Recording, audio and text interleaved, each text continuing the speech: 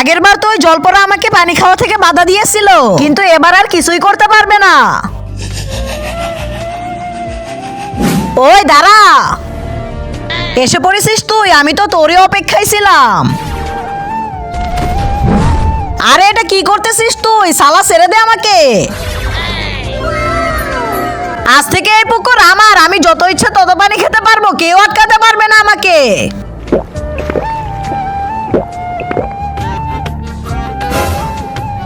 আবে শালা, এই পুকুরে কি ঢালতেছিস?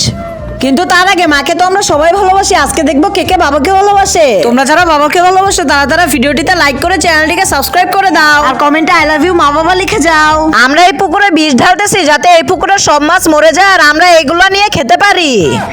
আবে শালা, আমিও এই পুকুরের পানি খেয়ে ফেলেছি, এখন আমিও মরে যাব।